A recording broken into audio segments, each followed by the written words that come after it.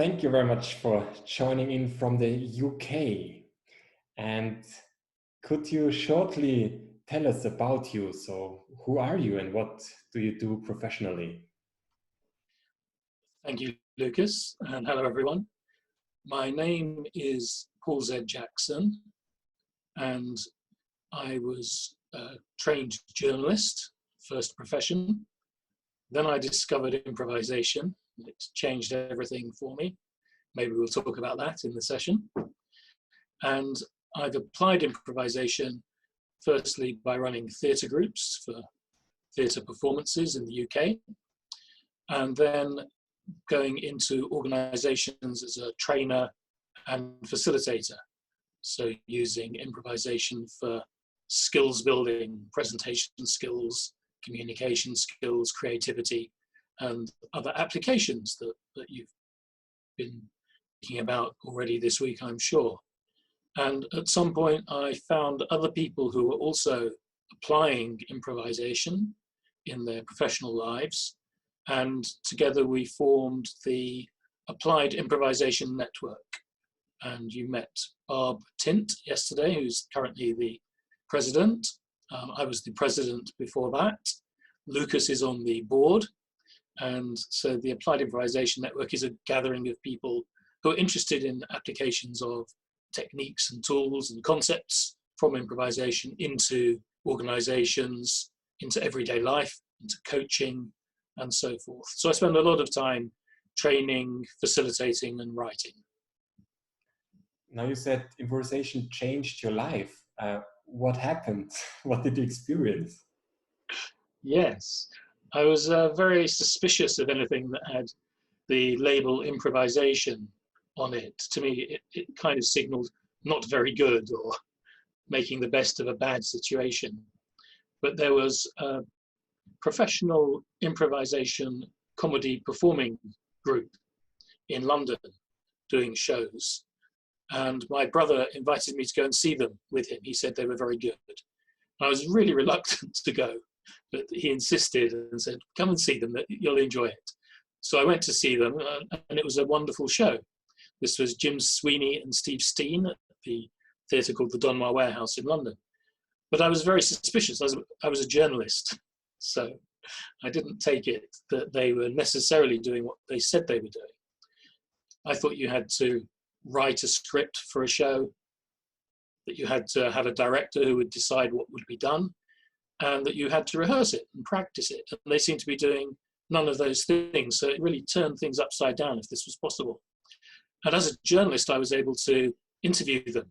I went to see the show again, and it was equally good and completely different. So it didn't seem as if they'd been scripting something new each week, though that was possible. So I went to see Jim and Steve, and they told me that this is improvisation and there are simple techniques that are available to anyone. And they recommended a book, Impro, by Keith Johnston, which is a terrific book. And that really started me off. I started going to workshops and then formed my own performing group and went on to those other steps that I mentioned earlier. And it was apparent that you could do things collaboratively without rehearsal in the moment, that there was no director, everyone's view counted as much as anyone else, and the leadership would switch from one person to another in the moment, and that it didn't need the scripting and the rehearsing. You could just go on the stage and make a show that was as good or as even better than other forms of entertainment at the time. And I think the same is true in organizations, that we can work in very different ways than we have been used to. And I guess everyone is now having a real experience of the plan changing in our lives. And we're all in that space of uncertainty, being in the moment, making things new, using our resources differently, collaborating with people and making something of that. That is the improvisational spirit and the improvisational skills that we all have. So you said the people performed without any rehearsals. So how did they do that? And how can people or in organizations do that? Doing something, ad hoc or impromptu? That's a good question, because you may think that you can't, that it looks so skillful when you see brilliant performers doing it. And I'm not saying that everyone can perform brilliantly on demand in the same way that specialists in those arts can do. But I do think that we all have improvisation skills. We all improvise every day. How many conversations do you have? Are they scripted? Probably not. Maybe the first 2 lines are scripted, and after that, they go off in completely new directions. And you're making things up with other people in the moment. So you're improvising. If you watch sports, I'm a very keen football follower. And in the commentary, the commentator often says, oh, and the striker improvised his shot there, or the goalkeeper improvised their save. And they're usually being impressed by the slightly unexpected move that that player has made. They're not just doing the thing that they practiced and prepared in the training session, they're improvising. They're doing things in a slightly new, slightly different way that is adapting to the circumstance they find themselves in. And it's impressive enough to be worthy of mention. A lot of improvisation we don't even notice. So we're, one of our jobs, I think, is in the profession of improvisation is to articulate what's going on and to identify what some of the skills are. But we all do it all the time, every day. And sometimes it's really worthy of note. And it's the same in organizations. They do run to a lot of plans. You'll all be familiar with the 3-year plan, the 5-year plan, or even the weekly plan. But this can sometimes not be serving you as well as you hope it will, because things don't always work out the way you'd expect them to work out. And we have to adapt, we have to respond. And if we do that willingly, by being comfortable to let go of the plan, to operate in a space of uncertainty, to engage with emergence, to be more collaborative, then we can really enjoy the processes of improvisation rather than be concerned or worried that we've somehow not been faithful to the plan. Now I'm hearing that everyone is improvising all the time in conversations, in organizations. So what do we have to learn? I mean, we can improvise, don't we? Yes. Well, my view is we don't have a huge amount to learn. We have something to recognize, our own skills and our own abilities. I'm also very interested in solution-focused approaches to change and to creating different futures for ourselves.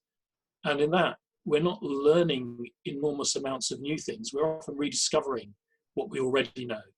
As Wittgenstein says, we learn by rearranging what we know. And improvisation has this lovely idea of using what's already there, bricolage. If we've got this, but not that, then we'll use this rather than worry about the thing that we don't have. And by putting that to use, perhaps in these new and creative ways, we can come up with fresh solutions and innovations and new ways of doing things in organizations. If we're coaching someone, we're helping them to identify their resources so they can apply those resources to the things that they want to accomplish. That's also an improvisational conversation and an improvisational attitude that we're encouraging in people. And there are skills and techniques which you can learn and get better at, but they're not as remote as you might think, or as difficult to learn as you might think. So when I met Jim and Steve in that first interview that gave me my first insights into behind the scenes of improvising, they said it's very simple. You just say yes and you say and. And on stage, if you say yes to a line that someone offers and then add something with an and, then the scene will carry on with the same reality, and it will build step by step in a way that looks very impressive to an audience that doesn't know that that's what you're doing.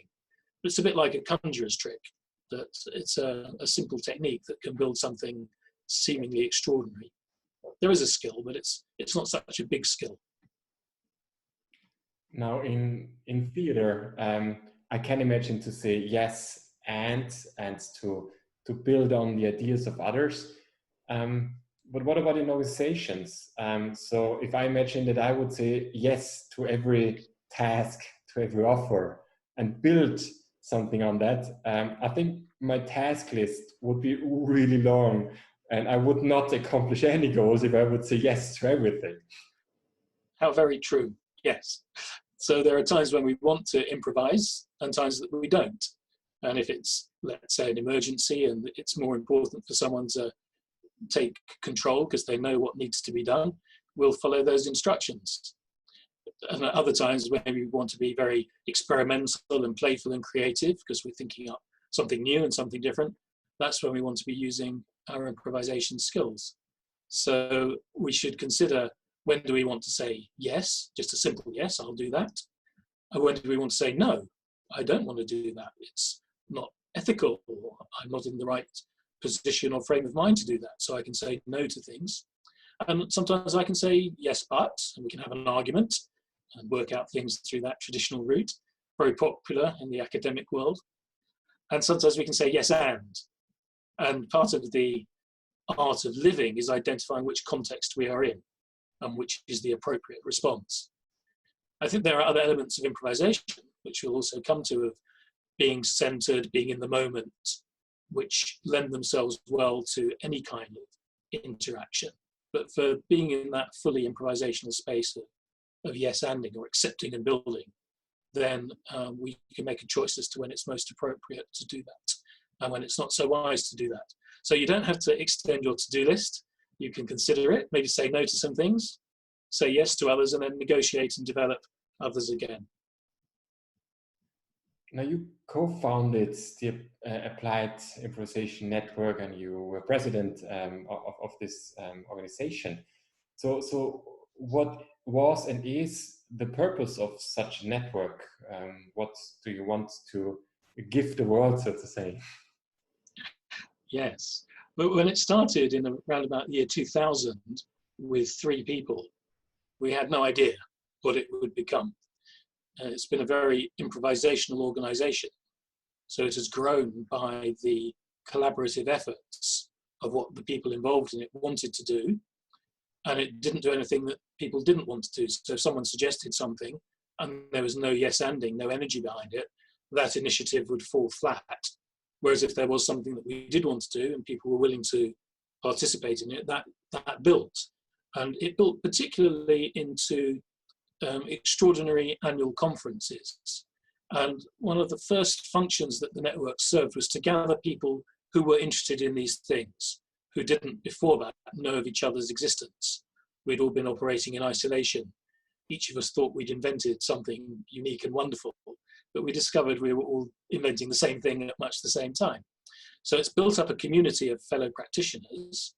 And now, after a couple of decades, it's beginning to become more of a professional organization of improvisers who facilitate or improvisers who coach or who train. And it's starting to look a little more outward to share that message. So a course like this one is, I think, very much part of that process where people who are in business have heard of this notion of improvisation and are interested to see how can that be useful to them in some very direct and straightforward ways. So the network is still holding its conferences. It's doing it all online at the moment, of course, and very creative and innovative and very collaborative community, and it's sharing and spreading that message. Now, until about February or March, most of the improvisation workshops were physical workshops. So people flew in. You once went to Austria to teach here and all over the world. And people said like the physical contact and the physical proximity is essential to learn, to improvise, and to feel the others. Now, the world changed and there are many online courses. So what are the constraints of online courses in this context from your perspective? So another very good question. I would say that within the network and with other small groups, I've been working online for several years. This is not completely new to us, and we were looking particularly at what you could do improvisationally online. And that has accelerated now, and you've already experienced in your day together some online activities that are transpositions of some of the physical ones. And it is very true that most improvisation has that being in the same room with each other quality, because it's so collaborative, and being in the moment is an important part of it. And you lose a bit of being in the moment with the online. constraints. So the constraints are the constraints of the technology. That might be that there's lag, so you can't do things exactly simultaneously or as quickly to respond. There are constraints of the look and the feel of any technology as well. There are constraints also of the context. If this is a class, then there are certain expectations and considerations, and it might be more difficult to break those down than it would be in a face-to-face workshop where people get very caught up in an energy in a room together and there's a sort of group dynamic that occurs. And then there's constraints of imagination. Have we really thought of all the things that it is possible to do with it? So with each of these constraints, there comes the other side, the opportunity side. So there are different opportunities with technologies. We can have people from all over the world. They don't have to travel. We don't have to feed them. And we can do different things synchronously and asynchronously. There are opportunities of the formats that people are beginning to discover and enlarge, such as this course. It's not ever been done like this before. That's very exciting. And maybe that will promote and inspire other forms of collaboration that are productive within different sorts of organizations. And there are opportunities of imagination. We can try things at maybe very low cost online or very quickly because it's so much easier to organize certain things than others. So there are constraints and there are opportunities. And an improviser would say, well, what have we got? What is the resource? And what would be interesting to do with it? And we're doing that now. Now, the collaboration changed, but also many other things changed the last month in the whole world. For example, many of us and organizations had plans for this year, and some of the plans are not applicable anymore at all. So there's a tragedy, but also there's some new ways to do so. So if you think about improvisation, what does it mean, the new situation for organization and for people? Do they need improvisation more than ever, or is it just a phase and then we can return to our normal world, so to say? I don't think we're going to return to the world as it was before, but we're going to keep some of the things that we've discovered and enjoyed, and we're going to drop some of the things that we didn't need. We're going to do that as individuals, which is very much within our power to do. If we found that we've enjoyed gardening or reading or walking, we can do that because that's within our control and within our scope. And the organizational level, things will change. Remote working works in a lot of ways. Doesn't mean we're all going to remote work only, but there'll be a new mix.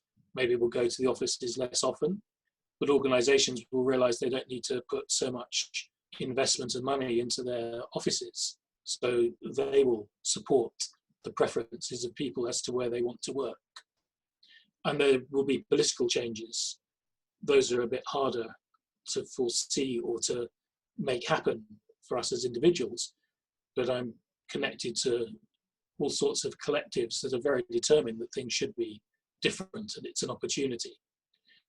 And that fits very much with an improvisational way of working. It's saying we don't have to hold on to everything. We can let go of a plan. That's always been part of the improvisational toolkit. The first part of it is let go. Let go of what you expect to happen. When it doesn't happen the way you expected, respond and adapt differently. And I think we'll take the new skills into this new world as well. Skills, so we'll talk about them in the full session later, but skills like short turn taking, ways of breaking down hierarchies, of making new projects much more quickly, experimenting, seeing what works, looking for the successes and building on those, dropping the things that don't work. So there's a lot of habit in how we've got to here, how the world always was, and structures that support that both individually, organizationally and politically. But now is a chance to rethink, do they really serve us well? Can we reshape them? Can we change them? And if we want to, this is a very rare opportunity to do it in an accelerated way. Now, my last question is more or less the same like my first question, because you Okay. said improvisation changed your life. Um, what kind of change would you wish for your participants? What could change after an improvisation session for them? I've seen this now many times over many, many years, that the experience of improvising and the awareness that that's what we're doing and doing it in a focused and concentrated form is very inspiring to people. It does let us get rid of some old habits that aren't serving us so well if we choose to do so. It gives us a greater sense of context. There's a joy in some of the collaborations. We're going to tell some stories together that people will experience. And if that's done in a sensitive way, in a workshop, so that people are not facing terrible fears or feeling that it's going to be a really difficult thing to do, but are instead interested and curious, take it step by step, see what works for them, take it a step further, you can do extraordinary things within a very short amount of time. And for most people that have that experience of flow experience, an experience of some joy, then that can become part of their lives to whatever extent they want. It really did change my life because I took that up professionally. You don't have to be so extreme, but it may make a difference in whatever it is that you continue to do.